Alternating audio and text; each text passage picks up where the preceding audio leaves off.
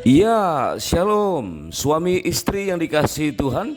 Pada episode kali ini khusus kita akan belajar tentang fenomena dan polemik-polemik tentang Edis TV. Ya, fenomena dan polemik yang terjadi di berbagai media sosial, terutama TikTok dan YouTube, yang kemudian tanpa dapat terbendung berdampak pada kehidupan beberapa rumah tangga. Nah, bagaimana cara mengantisipasinya? Padahal kita tahu media sosial marak mempengaruhi kehidupan setiap rumah tangga dimanapun kita berada. Terutama TikTok dan YouTube sungguh sangat berpengaruh dalam kehidupan kita. Nah, ada fenomena, ada polemik-polemik terhadap tayangan-tayangan dari Edis TV yang akhirnya menjadi bahan perbincangan banyak rumah tangga. Bagaimana kita menyikapinya? Yuk kita mulai. Nah, saat yang tepat kita berencana untuk mengadakan perjalanan bulan madu yang kedua, karena channel ini ditujukan agar kita berkesempatan mengadakan perjalanan bulan madu itu. Nah, mungkin beberapa kali kita perlu mengadakannya, sebab saat-saat semacam itulah saat yang tepat untuk kita belajar dari kesalahan. Tentu dengan saling rendah hati dan banyak berbincang, berduaan saja bersama dengan pasangan. Nah, mungkin ada beberapa pendapat atau komentar atau kesaksian, ya, atau tanggapan-tanggapan tentang fenomena yang terjadi hari-hari ini, yaitu adanya tayangan Edis TV dan apa dampaknya dalam kehidupan berumah tangga kita. Padahal banyak fenomena, banyak sekali polemik-polemik yang terjadi dalam kehidupan rumah tangga kita oleh karena berbagai sebab, bukan hanya karena hal-hal yang ada kaitannya dengan media sosial, tapi memang fenomena Edis TV ini perlu kita bahas dalam kehidupan berumah tangga kita, terutama dengan pasangan kita. Dan nampaknya memang berawal timbulnya keresahan, ya, saat satu agama membahas agama yang lain, dan secara bertubi-tubi satu agama memperbincangkan agama yang lain tanpa kehadiran agama yang lain itu, sehingga seolah-olah ada beberapa tokoh dari satu agama yang membahas agama yang lain dan menyoroti tentang perbedaan, kelemahan agama lain. Kemudian agama-agama yang lain sulit untuk menanggapinya.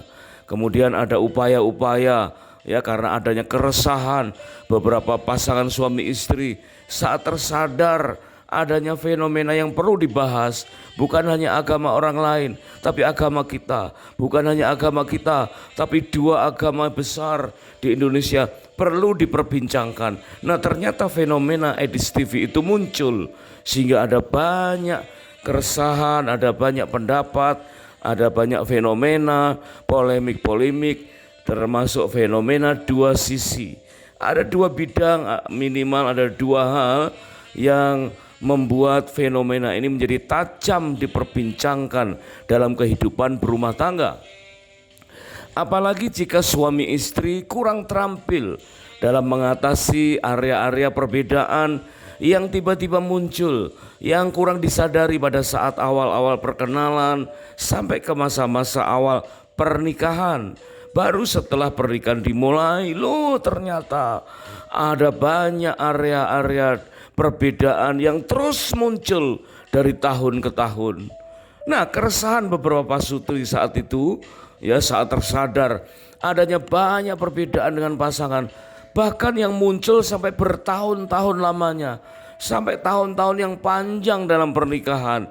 Padahal kita tahu perbedaan itu antara lain secara garis besar ada 5 hal, yaitu perbedaan secara teologis, perbedaan secara psikologis, perbedaan secara biologis, perbedaan secara seksual, dan yang kelima adalah perbedaan secara family tree atau pohon keluarga. 5 jenis perbedaan itu pernah kita bahas dalam episode yang lalu. Tetapi dari hari ke hari ternyata dipicu oleh adanya Edis TV, timbul polemik, timbul perbincangan-perbincangan, ada fenomena dua sisi di antara dua keluarga atau sepasang suami dan istri. Padahal kita diamanatkan untuk saling menyukakan hati khusus bagi pasangan suami istri. Kita ingat Ulangan 24 ayat yang kelima, firman Tuhan mengamanatkan jika seseorang baru saja menikah, ya, artinya benar-benar mengambil waktu khusus setelah menikah, bahkan disarankan selama 1 tahun lamanya harus dibebaskan dari semua tugas. Ya, tujuannya apa? Untuk saling menyenangkan, untuk saling menyukakan hati, ya, dengan pasangannya. Namun karena di situ diamanatkan selama 1 tahun, tentu kita tahu bukan berarti durasi 1 tahunnya penuh sekaligus, ya. Tetapi kita bisa ambil maknanya dalam setiap kali kesempatan mengadakan honeymoon. Itulah yang disebut honeymoon yang kedua, bulan madu yang kesekian kalinya. Selama 1 tahun bisa kita cicil selama 1 minggu, atau setiap 2 tahun sekali selama 10 hari. Artinya kita fokus untuk saling menyenangkan, bukan sekedar menggembirakan hati satu dengan yang lain, tetapi menggali faktor-faktor yang akan menyita kegembiraan dari diri sendiri maupun pasangan. Selama 1 tahun kita dibebaskan dari semua tugas untuk saling menyukakan hati. Mengapa demikian? Karena ancaman dalam pernikahan selalu menghadang dan tak mudah untuk dapat dihindari begitu saja. Maka tetap waspadalah dengan fenomena-fenomena yang ada. Memang Edis TV berawal dari timbulnya keresahan saat satu agama membahas agama yang lain tanpa kehadiran agama yang diperbincangkan itu. Maka timbullah keresahan beberapa pasangan suami istri juga saat tersadar adanya banyak perbedaan dengan pasangan yang mungkin diperbincangkan bukan dengan pasangannya, yang justru sangat mengecewakan. Ketika muncul kekecewaan atas perbedaan itu sampai bertahun-tahun yang panjang dalam pernikahan, sehingga mulai ada saja ancaman dalam pernikahan, bisa berupa perselisihan karena perbedaan temperamen yang belum terselesaikan. Mungkin kita kurang terampil menebak atau memahami temperamen kita, dan justru itulah mempersulit kita untuk menebak atau memahami temperamen pasangan kita. Dari kekurang mampuan kita mengetahui temperamen kita, maka akan mengalir kepada penghakiman atas kelemahan dari temperamen pasangan.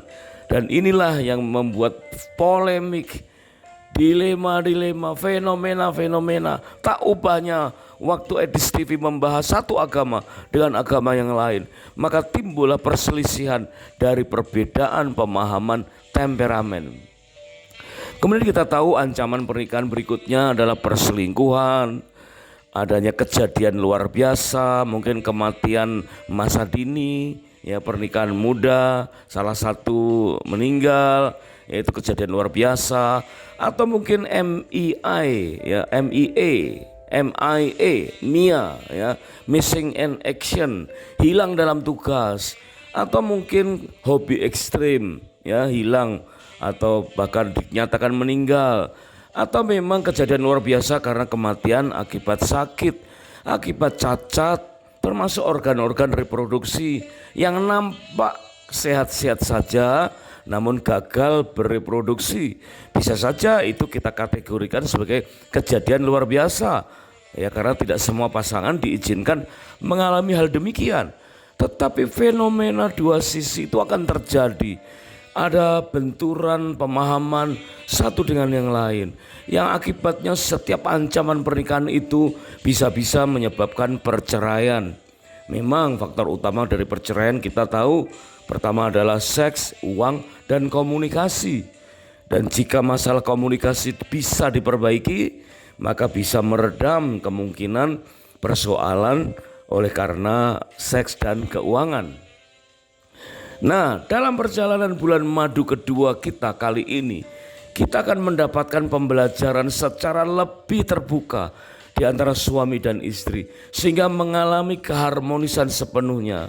Sebab tanpa sadar, ya seringkali dalam perbincangan sehari-hari antara suami dan istri, tanpa sadar muncul fenomena-fenomena dalam dua sisi.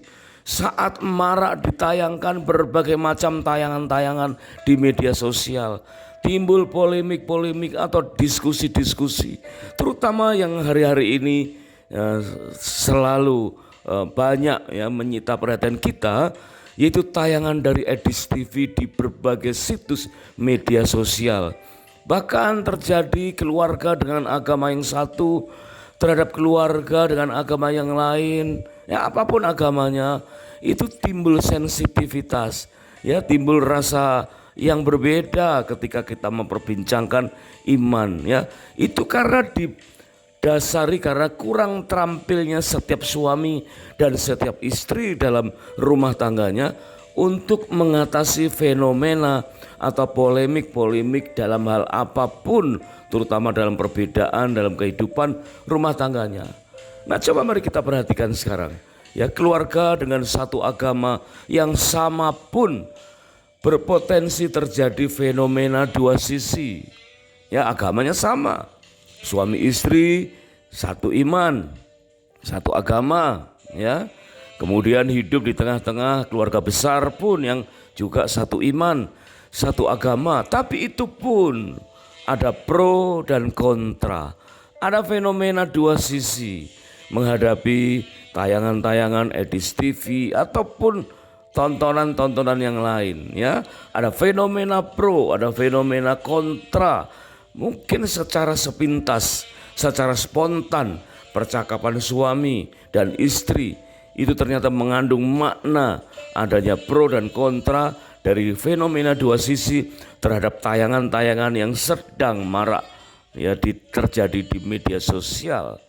Nah, Bapak, Ibu, suami istri yang sedang mengadakan honeymoon yang kedua, mari kita akan berdalam ya fenomena dua sisi akibat dari Edis TV ataupun tayangan-tayangan yang lain yang menyebabkan pro dan kontra dalam kehidupan pribadi rumah tangga sepasang suami istri. Mungkin yang pro dikatakan, wah tayangan itu ya dianggap dapat menguatkan iman karena ada fakta-fakta ayat firman atau catatan arkeologi yang baru yang menguatkan iman yang selama ini ya hanya sekedar percaya buta saja. Maka kita akan menjadi melek rohani. Nah, ini yang pro ya, merasa lebih mudah menyebarkan agamanya ke keluarga besar karena kita sudah punya iman yang semakin kuat. Ya, itu bagi yang pro ya. Kemudian fenomena dua sisi di sisi yang kedua, yaitu yang kontra. Wah, mereka berkata ini sangat membahayakan kehidupan bermasyarakat. Takut nanti lingkungan menjadi sensitif, mudah tersulut karena masing-masing sulit menjaga keharmonisan bermasyarakat. Ya, yang kontra berpendapat ini akan berdampak pada suasana berumah tangga. Setiap keluarga meskipun seagama pasti akan timbul kontra di antaranya, yaitu suami dan istri. Bahkan merasa sulit untuk menyebarkan agamanya sendiri ke keluarganya sendiri. Ya, ini justru akibat yang mungkin kita kurang antisipasi sebelumnya. Penganut agama apapun saat berinteraksi dengan penganut agama yang lain akan berpikir bahwa emang dua agama besar di Indonesia itu tidak akan pernah bisa rukun. Ya, namanya dua anak Ibrahim atau anak Abraham ya, antara keturunan Ishak dan keturunan Ismail memang sejak dulu ribut melulu. Nah, itulah cara pandang dari agama di luar dari agama besar tadi. Agama yang lain lagi mungkin berpikir ya untung kita tidak menjadi penganut dari kedua agama itu. Mereka menertawakan kedua agama besar yang ada di Indonesia yang seolah-olah tersulut ya, terjadi konflik mungkin secara diam-diam menyusup dalam kehidupan keluarga demi keluarga akibat dua agama besar di Indonesia dipicu oleh Edis TV. Terlebih penganut kepercayaan ya, atau bahkan ini sekarang mulai banyak penganut agnostik. Mereka menilai itulah akibat orang mabok agama, sehingga benar-benar agama menjadi sesuatu yang dipertanyakan. Bahkan ada beberapa yang menjauhi, sehingga ya bukan terjerumus kepada tidak percaya adanya Tuhan, ya, bukan ateis, tapi bisa saja agnostik, percaya adanya Tuhan, tapi kurang rela dan tidak lagi tertarik untuk mengikuti dogma salah satu agama. Nah, pada titik akhirnya adalah banyak yang benar-benar akhirnya bukan sekedar anti agama, tapi bisa anti Tuhan. Baik itu yang non-Kristen, terutama yang beragama Muslim, terjadi dua dilema.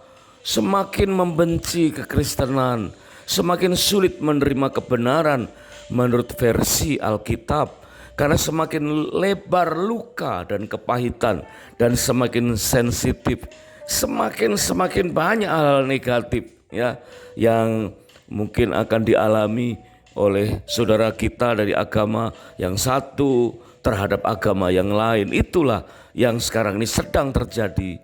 Tetapi memang perlu diakui ada beberapa yang akhirnya meninggalkan agama lama, ya, agama satu ke agama yang lain ke agama yang itu, ya. Beberapa juga karena dipicu hal lain atau dipercepat kemurtadannya oleh berbagai sebab.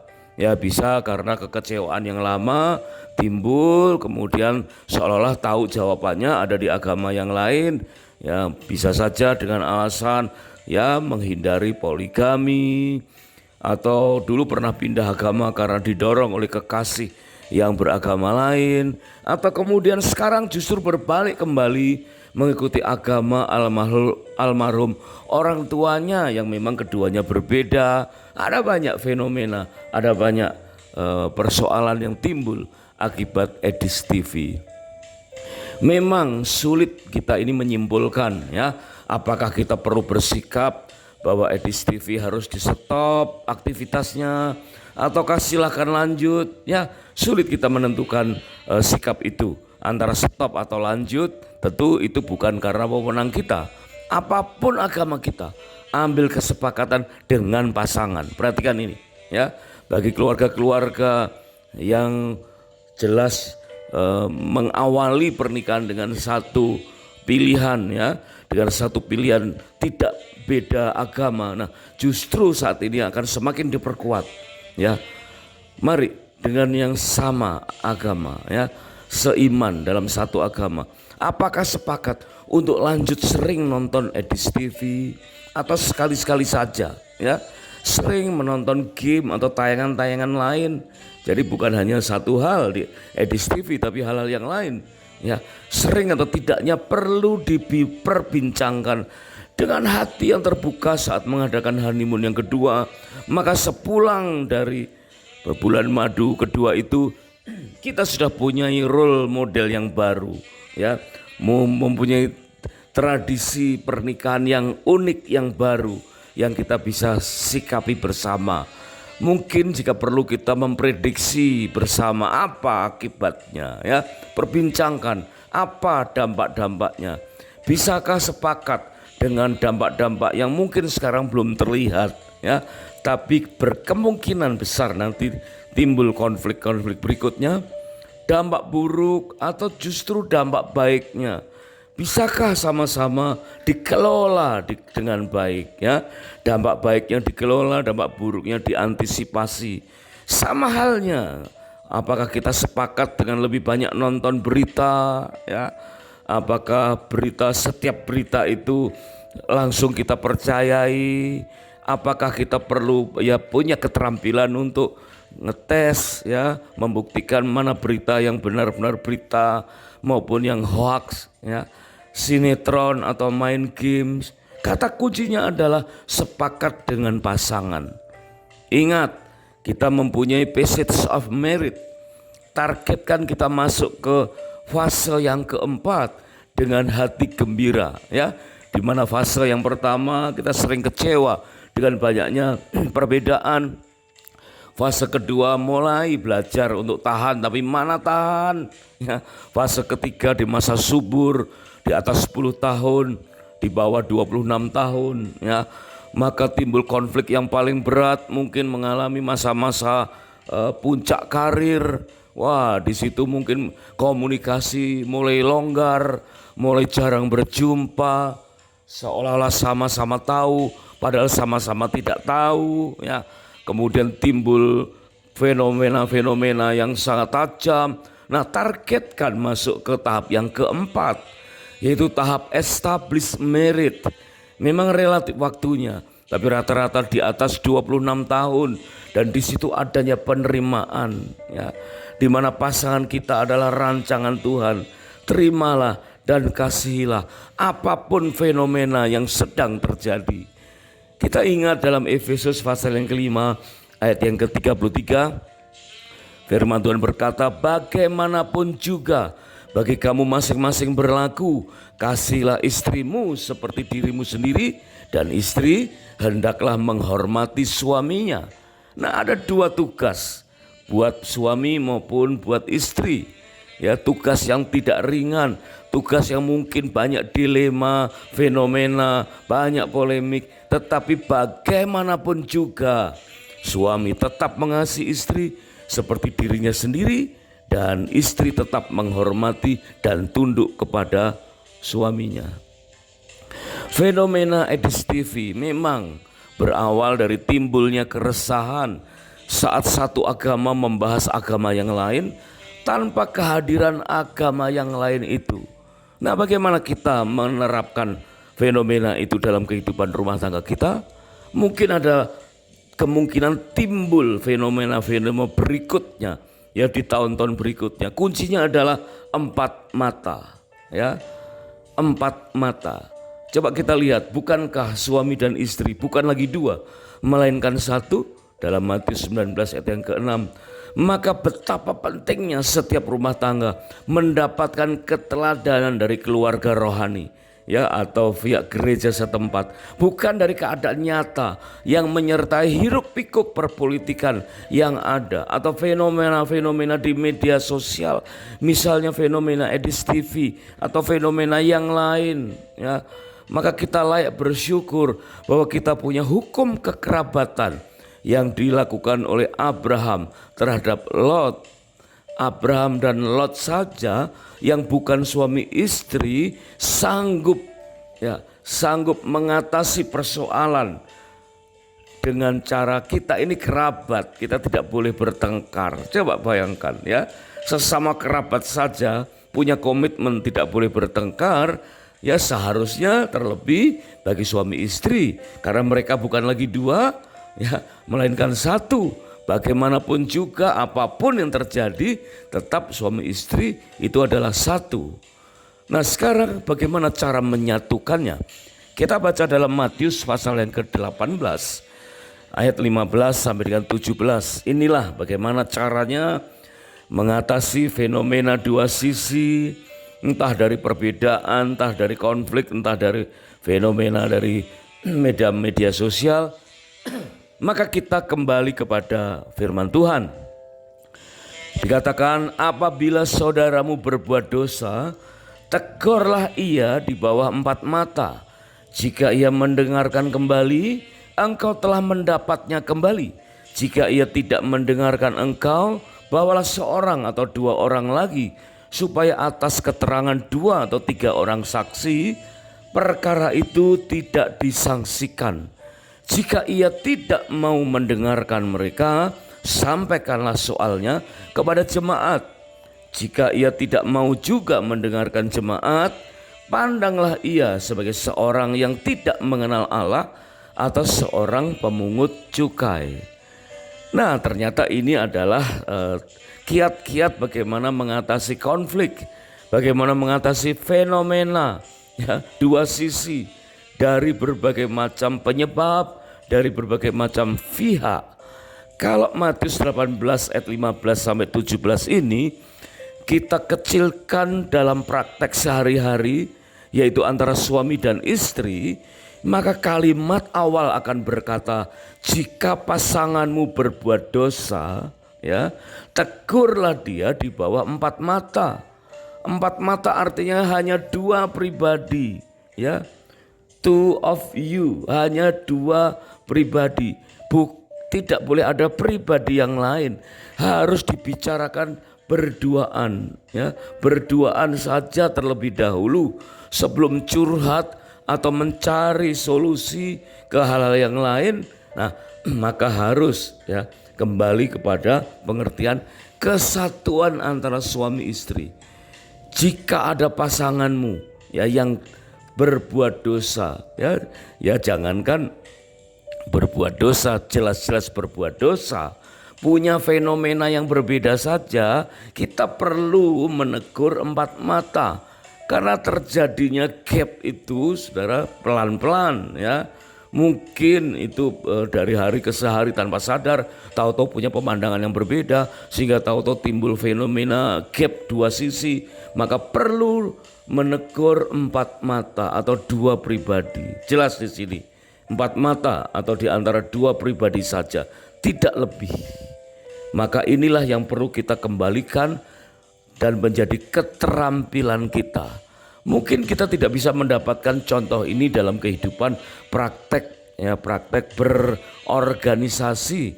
Meskipun itu organisasi kerohanian, sangat disayangkan, ya. Padahal seharusnya pada umumnya ini setiap lembaga kerohanian itu umumnya berawal dari spirit family. Mungkin dari keluarga atau ya 3-4 keluarga yang merasa cocok, bersahati, kemudian membuat persekutuan doa atau salah satu mengajak doa bersama. Lama-lama banyak yang ikut, lama-lama kemudian ibadahnya dibuat rutin, akhirnya rutin di hari Minggu dan perlu mendaftarkan ke lembaga gerejawi, dan akhirnya mulai terbangunlah gereja yang baru. Tetapi begitu gereja baru itu berkembang, maka perlu dibuatkan sistem. Dan karena ini adalah sistem yang mengandalkan Tuhan, maka banyak istilah mengatakan perlu diadakan lembaga teokrasi. Nah, tetapi begitu diterapkan sistem otoritarian secara teokrasi, maka kebanyakan justru akan mengaburkan hukum kekerabatan. Jika terlebih hati Bapa yang mulai luntur, ya, apalagi akibat penerapan problem solving secara by system, di mana sistemnya itu dibuat bersama-sama, sudah disepakati, tapi itu kadang-kadang hanya kesepakatan manusiawi saja, sehingga akhirnya ya alih-alih kita menerapkan lembaga teokrasi sebagai rambu utama, tapi justru bisa mengikis hukum kekerabatan. Jadi meskipun kita sulit mencari teladan dari tempat ibadah kita, tetaplah kembali ya kepada pasangan. Jika seseorang telah berhasil menerapkan rasa cinta damai terhadap kerabatnya, maka seharusnya dapat dipastikan ia telah menerapkannya terlebih dahulu kepada pasangan. Pentingnya memahami adanya fenomena yang terjadi di media sosial yang kemudian tanpa dapat dibendung berdampak pada kehidupan berumah tangga. Bukan saja tentang Edis TV dan fenomena-fenomenanya, mungkin akan ada atau sudah ada beberapa fenomena lain akibat maraknya medsos. Nah, dalam perjalanan bulan madu kedua kali ini, kita akan dapatkan pembelajaran secara lebih terbuka agar rumah tangga kita semakin harmonis. Karena kita mengacu pada Matius 18 ayat yang ke-15, ya, apabila saudaramu, ya, terutama pasanganmu berbuat dosa, jangankan berbuat dosa, ya, timbul pemahaman yang berbeda saja, maka disarankan, ini nasihatnya, tegurlah dia di bawah empat mata. Berharaplah ia segera mendengarkannya, maka kita telah mendapatkan keharmonisan itu kembali. Nah, kejadian-kejadian semacam itulah menunjukkan betapa pentingnya suami istri memahami kemungkinan timbulnya fenomena yang baru dari tayangan yang kita tonton, bukan hanya Edis TV, ya. Misalnya saja itu Edis TV dengan fenomena-fenomenanya. Bandingkan dengan 3 pengkhotbah KKR yang sangat terkenal di Amerika, yang akhirnya juga menimbulkan fenomena yang heboh. Memang dulu tidak semeriah sekarang media sosial, tapi di kalangan orang Amerika sudah cukup beredar ya, bahwa ada 3 pengkhotbah KKR di Amerika yang sangat terkenal. Itu terjadi antara dekade 40-an sampai 70-an. Jadi sekitar diawali tahun 1940 sekian, maka ada 3 pemuda yang sangat terkenal membangun pelayanan bersama, namanya Youth for Christ. Nah, 3 pemuda ini membangun satu organisasi anak-anak muda, maka disebut Youth for Christ, yaitu antara lain Billy Graham, Charles Templeton, dan Brown Clifford. 3 pengkhotbah handal yang bersama-sama bersatu hati membangun sebuah pelayanan, baik secara onsite ya maupun secara TV ditayangkan di televisi waktu itu, dan mereka masing-masing berkhotbah selama 1 tahun. Itu lebih dari 500 juta orang di hadapan 500 juta orang lebih. Dari sangat mengagumkan 3 pemuda handal, Billy Graham, Charles Templeton, dan Brown Clifford. Tapi apa yang terjadi? Tidak lama kemudian saat Youth for Christ Ministry ini berjalan menyebar ke seluruh Amerika, maka berita tentang salah seorang pengkhotbahnya itu mulai muncul, Brown Clifford ya. Tahu-tahu menghilang, beritanya sekedar begitu, menghilang dari pelayanan ya, dan banyak asumsi, banyak berita, banyak polemik mengatakan dia udah lari dari pelayanan, bahkan lari dari rumah tangganya, kemudian jatuh miskin dan jatuh sakit. Beberapa dekade berikutnya akhirnya Brown Clifford ditemukan oleh seorang rekan hamba Tuhan yang lain dalam keadaan sakit parah dan akhirnya meninggal dunia dalam keadaan miskin. Akhirnya banyak hamba Tuhan mulai patungan untuk membeli peti mati untuk Brown Clifford dan mengurus pemakamannya. Sangat-sangat disayangkan ya, seorang tokoh dari 3 pemuda akhirnya tidak bertahan ya, mereka mengalami kekalahan dalam setiap fenomena yang ada. Nah, kemudian apa yang terjadi di 2 pemuda berikutnya? Charles Templeton ternyata di tahun 1970-an menyangkal khotbah-khotbahnya selama 21 tahun pelayanan. Wah, berarti cukup lama bertahan dan sangat terkenal. Akhirnya berdampingan antara Charles Templeton dan Billy Graham. Tapi ternyata Charles Templeton lebih dulu pamit ya, tidak lagi ada dalam pelayanan, dan dia menyangkal apa yang dia khotbahkan selama 21 tahun pelayanannya. Dan di akhir hidupnya dia menerbitkan sebuah buku, Farewell to God. Wah, seperti sedang pamitan selamat tinggal Tuhan. Dan dia memproklaim dirinya agnostik. Entahkah akhirnya menjadi tidak percaya adanya Tuhan atau tetap agnostik. Nah, beruntunglah kita ada seorang tokoh yang masih tersisa dari 3 tokoh tadi, yaitu Billy Graham. Sampai akhir hayatnya tetap setia dalam pelayanan bersama dengan keluarganya, mampu mengatasi setiap fenomena yang ada. Dan di akhir masa hidupnya menerbitkan sebuah buku dengan judul Where I Am, berisi tentang heaven, eternity, and our life beyond. Wah, untung kita punya satu teladan yang baik. Nah itu bisa kita lakukan, kita bisa teladani ketika kita sehati dengan pasangan. Ya, jika ada fenomena melalui cara apapun, maka perbincangkan dengan pasangan hanya berdua saja. Jika dengan berdua masih kurang yakin dengan solusi yang akan ditempuh, bolehlah berdoa untuk Tuhan kirimkan seorang konselor pernikahan yang alkitabiah ya. Jadi tetap berdoa, datang kepada Tuhan, baru mungkin acuan ya, boleh mengacu kepada ya salah satu nasihat dari salah seorang konselor atau sepasang konselor pernikahan, sehingga kita tidak jatuh lebih dalam. Terima kasih sudah menyimak. Kami sangat bersukacita jika episode ini dapat menjadi berkat. Dan kami bersyukur jika Bapak Ibu berkenan untuk subscribe atau like. Dan silakan di-share ke pasangan-pasangan yang lain. Sekali lagi, jika ada pendapat, kesaksian, atau komentar, silakan ditulis di kolom komentar. Sampai jumpa pada episode berikutnya, dan kiranya Tuhan memberkati pernikahan dan rumah tangga kita dengan berlimpah-limpah-limpah. God bless.